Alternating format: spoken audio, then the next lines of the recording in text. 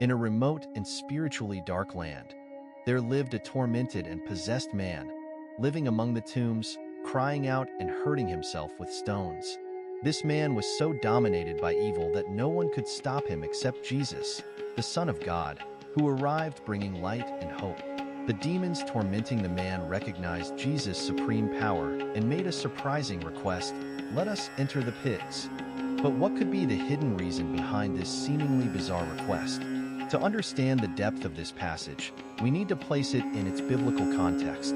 This event is narrated in the Gospels of Matthew, Mark, and Luke. Let's focus on the version described in Mark 5 verses 1 to 20. Jesus and his disciples had just crossed the Sea of Galilee, facing a violent storm that Jesus calmed with a simple command, showing his power over nature. Upon arriving in the region of the Gadarenes, they were immediately confronted by a man possessed by an unclean spirit. This man lived among the tombs, isolated and uncontrollable. The description of his condition is harrowing. He could not be restrained, not even with chains, as he broke them into pieces, and no one had the strength to subdue him. He spent nights and days crying and cutting himself with stones. The arrival of Jesus marks a crucial point in this story. Seeing Jesus from afar, the possessed man runs and falls at his feet. Note that even unclean spirits recognize Jesus' authority. They cry out loudly, "What do you want with me, Jesus, Son of the Most High God? I beg you to God not to torment me." Jesus then asks the spirit what its name is. He responds, "My name is Legion, for we are many." This detail is crucial because a Roman legion was made up of 6,000 soldiers, indicating the large number of demons that possessed that man. The demon's plea is surprising: "If you cast us out, let us enter among the swine." Matthew 8 verse 31. This request reveals that they recognize Jesus' power to drive them out and ask permission to enter the pigs, indicating their submission to Jesus' authority. But why choose pigs? To understand this, we need to understand the symbolism and cultural context of the time. Demons knew that when cast out, they needed a new host. Pigs, considered unclean under Mosaic law, became an obvious choice. The impurity of pigs was emblematic of Jewish culture. In Leviticus 11 verses 7 to 8, it is clear that pigs, although they have split hooves, do not chew the cud and are therefore unclean. Touching or eating pigs was prohibited. Demons, unclean spirits, naturally identified with pigs. The demons' request also reveals their desperation. They feared being sent to the abyss, the final prison for evil spirits mentioned in Revelation 20 verse 3. Asking to enter the pigs was an attempt to avoid this terrible fate, even if temporarily. This action demonstrates that, although powerful and numerous, the demons were completely at the mercy of Jesus' authority. To fully understand the choice of pigs, we need to delve deeper into Jewish culture and religion. Pigs were considered unclean, as previously mentioned. This prohibition was not just a matter of diet, but a symbol of the spiritual purity that God's people were to maintain. By asking to enter the pigs, the demons chose to continue existing in a state of impurity, consistent with their corrupt nature. This request was not arbitrary but deeply symbolic, representing a deliberate choice for impurity and the continuation of his destructive torment. Furthermore, pigs were associated with pagan practices and Gentile cultures that often went against the Jewish faith.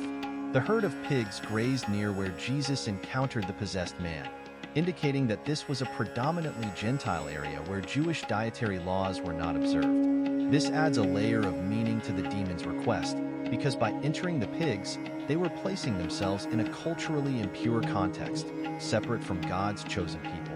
The Bible offers several descriptions of the nature of demons. They are unclean spirits who rebelled against God and were expelled from heaven along with their leader, Satan. In Isaiah 14 verses 12 to 15 and Ezekiel 28 verses 12 to 17, we have symbolic descriptions of the fall of Lucifer, the most beautiful of angels, who in his rebellion against God became Satan, the adversary. Demons, as followers of Satan, are dedicated to opposing God and his people. In Ephesians 6 verse 12, Paul warns us about the spiritual battle against the rulers, against the authorities, against the powers of this dark world, and against the spiritual forces of evil in the heavenly places. This event with the demons and the pigs exemplifies this spiritual battle. The demons recognize the authority of Jesus and know that they cannot resist him. Their plea to enter the pigs demonstrates their recognition of this authority and their desire to continue their destructive activity. The nature of demons is ruthless and evil. They constantly seek a host to torment and destroy. Jesus, on several occasions, casts out demons, demonstrating his power and authority over them. Each exorcism is a victory over evil and a restoration of divine order. After Jesus allows the demons to enter the pigs, the herd desperately runs into the sea and drowns. This event causes great commotion among the inhabitants of the region. Instead of being grateful for the possessed man's release, they are terrified and ask Jesus to leave their territory. Mark 5 verse 17. This reaction is quite revealing of the mentality of the residents. First, they were more concerned with the material loss of the pigs than with the spiritual and physical restoration of the possessed man. The pig herd represented a significant source of economic subsistence for the region's inhabitants, and its loss had an immediate and severe economic impact. This fact shows us how attachment to material goods can blind people to the divine work and miracles that occur before their eyes. The inhabitants' reaction also demonstrates a deep fear of Jesus' power. They recognize that he has supernatural power, but instead of seeking to understand him and get closer to him, they prefer that he go away. This fear can be attributed to a lack of understanding and disbelief. Instead of seeing the expulsion of the demons as an act of liberation, they see the loss of the pigs as a calamity. The passage of the demons and the pigs is a clear and powerful demonstration of Jesus' authority over the forces of evil. In other passages in the Gospels, we see Jesus casting out demons and healing those possessed. However, this event is particularly significant due to the number of demons involved and the visual impact of the pigs running into the sea. Jesus shows that he has absolute power over the demons, who are unable to resist his authority. This event also points to Jesus' greatest mission, to defeat evil and bring salvation.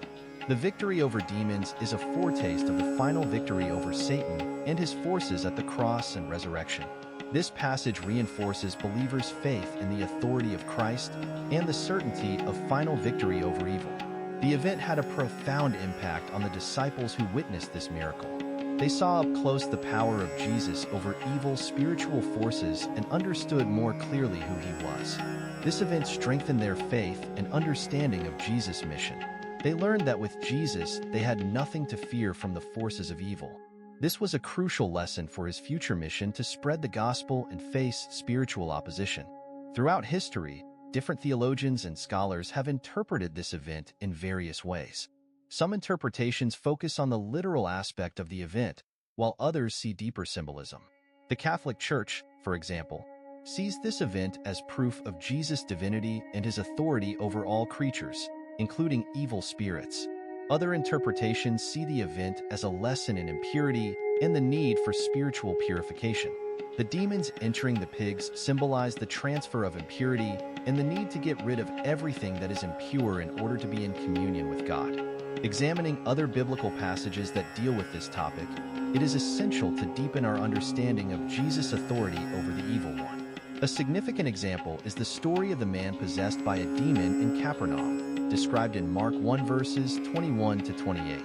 In this account, Jesus is teaching in the synagogue of Capernaum when a man possessed by an unclean spirit interrupts the meeting, shouting, "What do you want with us, Jesus of Nazareth? Have you come to destroy us? I know who you are, the Holy One of God." Jesus rebukes the unclean spirit, saying, "Shut up and come out of him." The unclean spirit shook the man violently and left him with a piercing scream. All the people were so amazed that they asked each other, "What is this? A new teaching, and with authority. He even gives orders to unclean spirits, and they obey." This episode highlights Jesus' authority over evil spirits and his ability to free those oppressed by evil. Another significant example is the healing of the demon-possessed boy found in Mark 9 verses 14 to 29. In this account, a desperate father takes his son to Jesus, explaining that the boy is possessed by a spirit that robs him of his speech and often throws him into fire or water to kill him. Jesus' disciples were unable to cast out the spirit. Jesus, seeing the situation, declares, "O unbelieving generation, how long will I be with you? How long will I have to bear them? Bring me the boy."